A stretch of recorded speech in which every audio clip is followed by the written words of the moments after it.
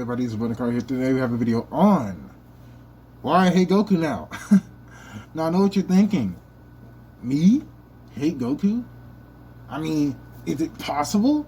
Yes, it is. And let me explain why. So, as many of you know, who read manga anyway, which is, I hope you read manga. Like, I never read a bunch of manga, but I've read enough to where I could say that, yeah, Goku just irritates me, bro. Like, when in the world did Goku decide to turn into Naruto? And if you know what I'm talking about, there was this freaking whatever panel, if you will, for all the manga readers and comic book readers, where everybody and their mother was begging Goku to murk this dude Moro. By the way, if you haven't known, if you're not a manga reader, Moro is the most recent antagonist in Dragon Ball Super.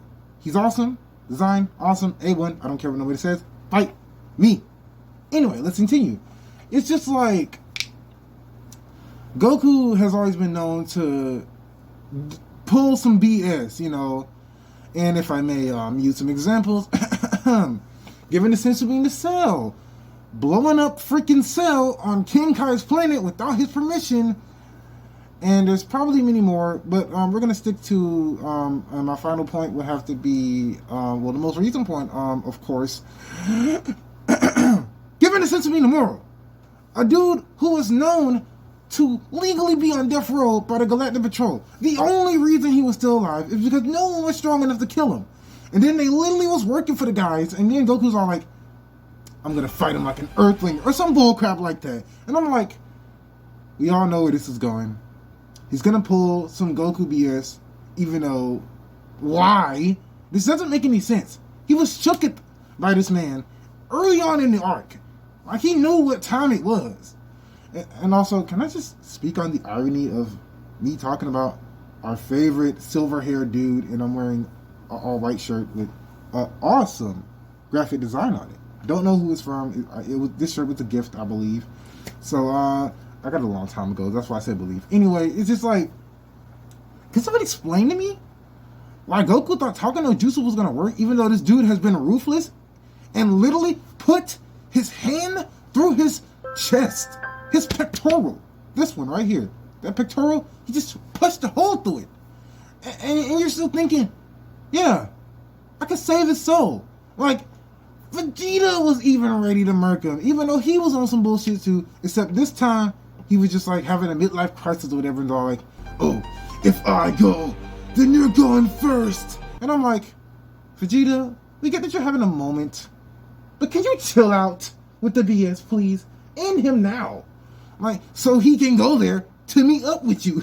Y'all can have brunch or something, whatever you guys are planning to do when you're both in the other world or netherworld, ether, whatever, you know what I mean. It's just like, I get Toyotaro always was a fan of Dragon Ball, and he used in this arc anyway, he used the Dragon Ball world to its fullest degree. He even brought back New Namek, which was awesome, gave Vegeta so many times to shine, and brought back Zarbon's femme cousin, I believe. I don't know who he's. I feel like he's related to Zarbon, just because he's the only one of our kind that we've seen, or his kind that we've seen. You know what I mean? It just blows me how irritating, but how bad. I can't even curse. I know. See, this is what I'm talking about. Society these days is making so I can't even swear on YouTube. But anyway, let's continue with the discussion. As I was saying, Goku had multiple opportunities to end the fight early on. Well, not multiple, because honestly, the dude was kind of OP. Like, and I like the fact that he can sap the energy while battling. It brings a different spin on, oh, Android, energy absorption. I gotta touch him. No, it's almost like he's sapping the wheels of it. And then I like how interesting he uses it, you know? Like, he steadily drains their forces' energy. So that way, when they fight, the weaker opponents who Goku and Vegeta should be bodying, they get clapped, and it makes sense. And then there was a scene where he amped up all of his subordinates with all his energy, and it was dope. Like I don't know why I like that. Like, me and my little brother was like talking about this while watching the Geekdom video. Generations, or is it Unrelenting Gaming? Follow both of them. Go nuts. Anyway, basically it's like this.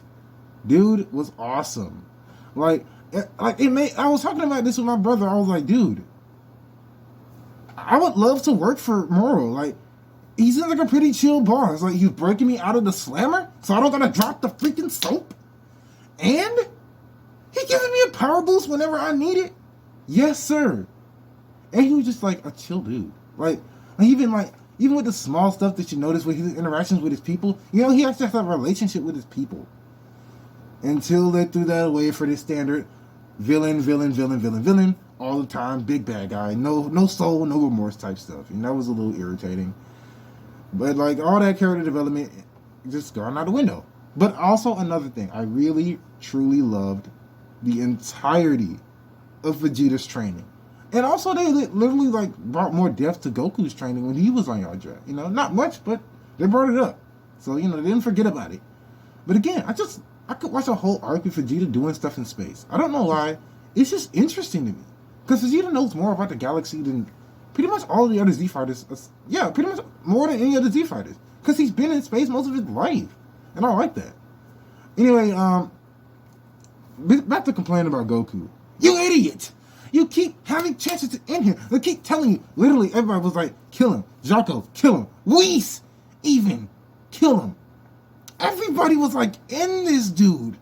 And then Goku slouches down on one knee and all. Well, not one knee. He was on both knees or whatever. It was like, will you change your ways? No. Even the villain knew this ain't Naruto, dude. I'm not finna change. And like, it was so predictable. Like, he should have known it. If a dude looks like this, there's no redemption. Like, and I know that's kind of specious or whatever the heck more. But come on. If the dude looks like he's literally from the ether, send him back to it. You know? But that's the end of this video. You know, basically just me ranting about Goku nowadays. And I fully lost respect for him. Major props to Vegeta, even though I always favored him more. Anyway, but now they give me a more reason. Also, Vegeta got this sick new power. I love it. And he can easily whip anybody's at this point with that power. It's so broken. I'm not going to spoil it because some people haven't seen the full arc. Anyways, catch y'all later. This was nice. Also, maybe having a new intro. I don't know. I change the intro almost every other month. You know the drill. We out. Let's go. All right. This shout out goes out to Tather Danger Zach. I'm black. I know it's like hard to believe, but this was from one of my Naruto what ifs, so he did. That was before I was showing my face. But yeah, shout out goes out to you, man.